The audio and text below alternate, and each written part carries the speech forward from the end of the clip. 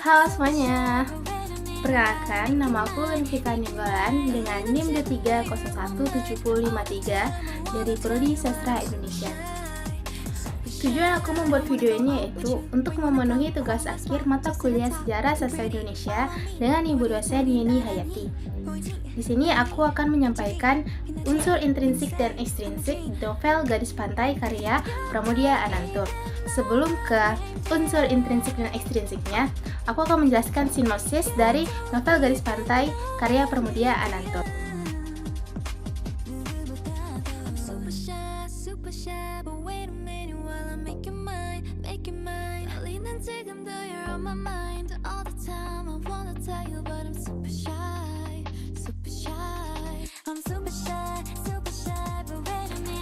Novel ini menceritakan tentang sebuah kampung nelayan di Jawa, di mana ada seorang gadis pantai yang berusia 14 tahun yang tidak tahu apa-apa dinikahkan oleh kedua orang tuanya dengan lelaki yang bernama Bendoro, yaitu seorang priayi dari Jepara. Pernikahan mereka hanya disaksikan oleh ketua kampung, dan setelah menikah, gadis pantai pindah ke tempat tinggalnya Bendoro, yaitu di Jepara, di sebuah istana di Jepara, sebuah kota. Dia tidak dipanggil lagi dengan gadis pantai di rumah Bendoro, melainkan dipanggil dengan Mas Nganten. Setelah menikah, gadis pantai merasa bahwa kehidupannya berbeda dengan kehidupan yang di kampung dengan di kota tempat dia tinggal bersama Bendoro. Di situ ia memiliki sahabat, sebuah pelayan tua, di mana dia sering berbicara kepada pelayan tua itu. Dan di suatu saat ketika dompetnya gadis pantai hilang, ia merasa curiga dengan kerabatnya Bendoro, akan tetapi ia takut akan mengadukannya kepada Bendoro. Sedangkan pelayan tua yang merupakan sahabatnya gadis pantai mengadukannya kepada Bendoro, yang membuat Bendoro murka terhadap kerabatnya Bendoro dan mengusir dan memecat kerabatnya itu beserta pelayan tua. Dengan kepergian sahabatnya yaitu pelayan tua itu membuat gadis pantai yang merasa kehilangan tempat ia berbicara lagi.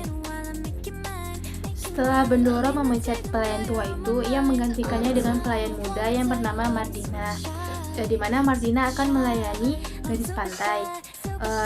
Gadis pantai yang merasa kangen dengan kampung halamannya di kampung nelayan, ia minta izin kepada Bendoro untuk mengunjungi kampung nelayan yang merupakan kampung kelahirannya, dan diizinkan oleh Bendoro, dan ia pergi bersama Mardina.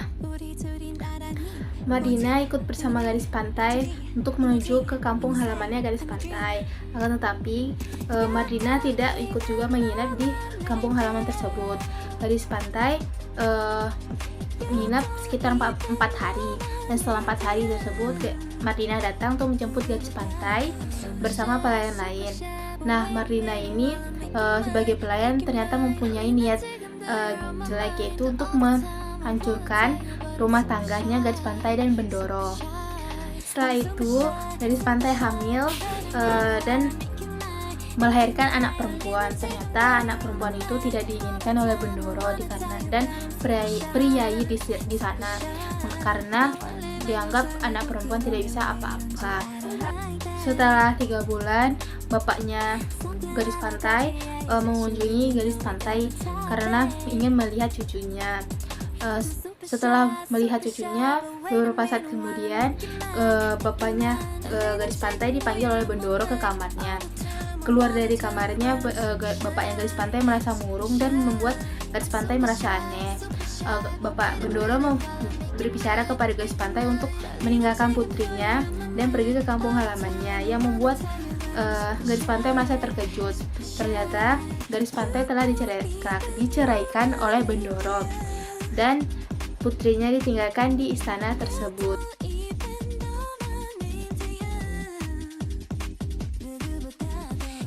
Nah, jadi itu merupakan sinopsis dari novel Gadis Pantai. Masuk ke unsur intrinsik. Yang pertama ada temanya itu kritik terhadap kecenderungan sosial. Dikarenakan tema ini menceritakan tentang kesenjangan sosial yang terjadi antara tingkat kemiskinan dan yang memiliki harta.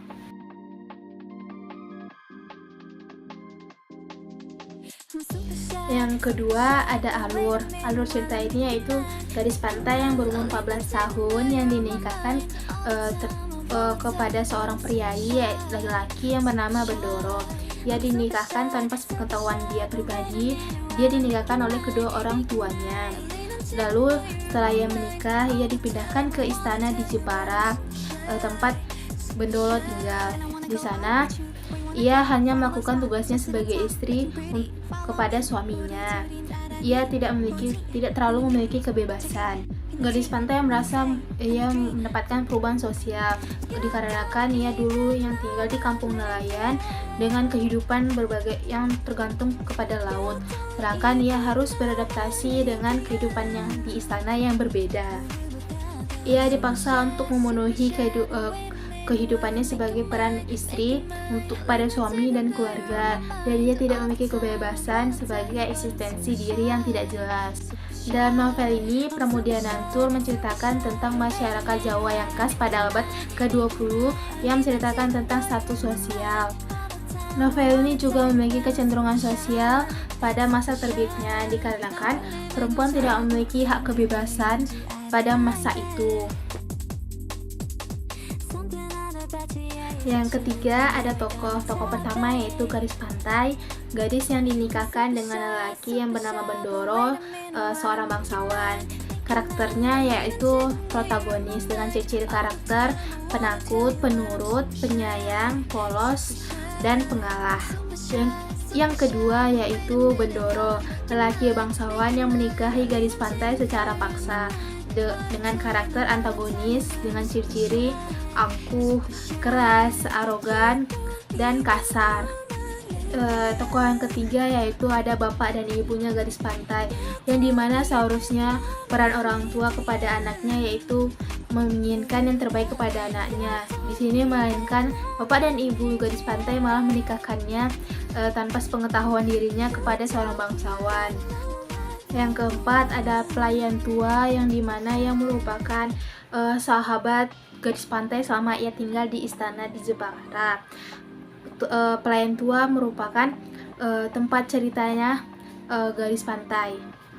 Yang kelima ada Mardina. Mardina merupakan pengganti dari pelayan tua yang dipecat oleh Bendoro. Mardina merupakan gadis licik yang ingin menghancurkan rumah tangganya Bendoro dan gadis pantai, dan ia akhirnya dinikahkan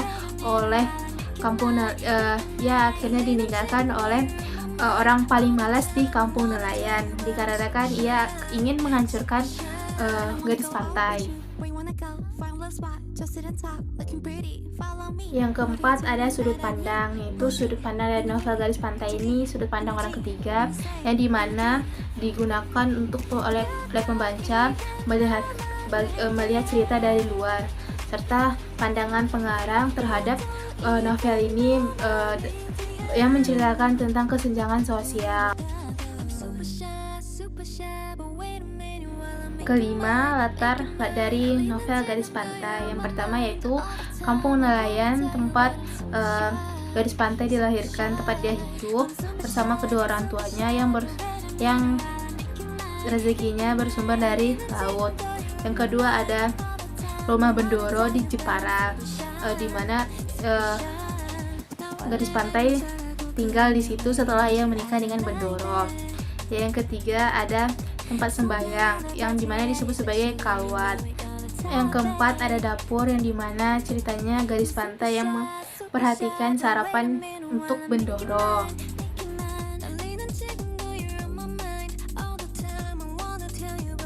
6 ada Amanat. Pramudia Nantur yang membuat novel gadis pantai ini menceritakan tentang bagaimana kesenjangan sosial yang terjadi di pada masa kolonial Belanda. Di situ menceritakan tentang bagaimana perempuan di bawah feodalisme, yang mana juga perempuan tidak mendapatkan haknya yang bebas, yang berarti memiliki kesenjangan antar gender. Novel ini sangat menarik untuk dibaca agar kita tahu sejarah pada masa kolonial Belanda dulu, dan kita bisa menurunkan kesenjangan gender yang terjadi agar perempuan tidak terlalu dikekang atau tidak memiliki kebebasan.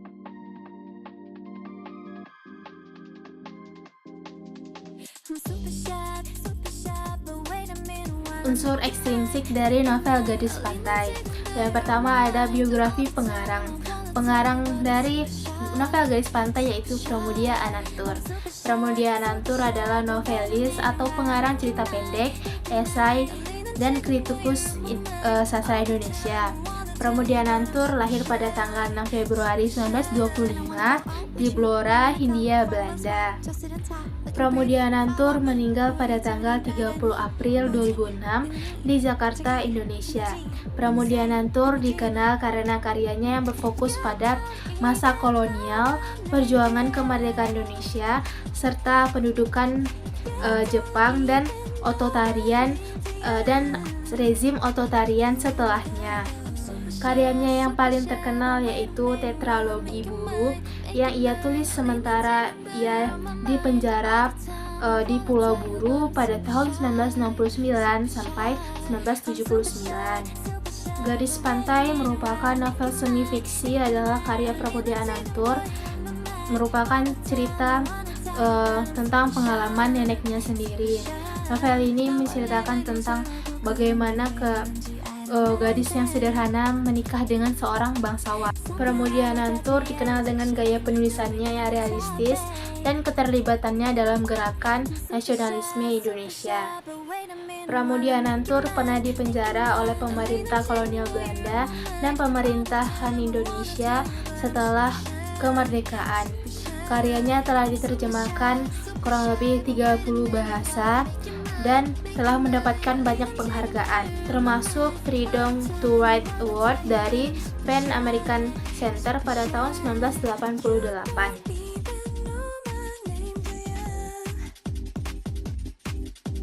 Yang kedua, nilai-nilai sosial dan budaya dari novel Gadis Pantai.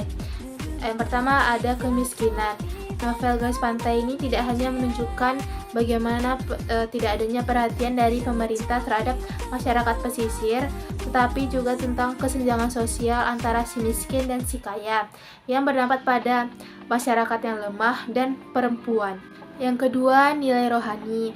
Novel Gadis Pantai juga menampilkan nilai rohani seperti ucapan syukur kepada Tuhan yang mencerminkan kepada keagamaan dan spiritualis dalam masyarakat. Kesimpulan dari novel Gadis Pantai yaitu, jadi novel Gadis Pantai menceritakan tentang bagaimana sejarah atau cerita pada masa kolonial Belanda di Jawa yang diceritakan oleh Pramudia Anantur, yang cerita itu merupakan pengalaman dari neneknya sendiri tentang bagaimana gadis muda yang memiliki kehidupan sederhana dinikahkan secara paksa oleh seorang bangsawan, dan juga bagaimana ketidaksetaraan gender yang berlaku pada masa itu. Perempuan yang tidak memiliki kebebasan dan tidak memiliki hak terhadap dirinya. Nah, jadi itu merupakan unsur intrinsik dan ekstrinsik dari novel Gadis Pantai karya Pramudia Anantur dari saya. Sekian yang bisa saya sampaikan tentang analisis unsur intrinsik dan ekstrinsik dari novel Gadis Pantai. Apabila ada kata kesalahan, mohon dimaafkan. Semoga video yang saya buat ini bisa bermanfaat bagi kita semua. Dan sampai jumpa lagi, saya Grafika Nenggolan dengan NIM 2301753 dari Prodi Sastra Indonesia. Pamit undur diri. Bye-bye.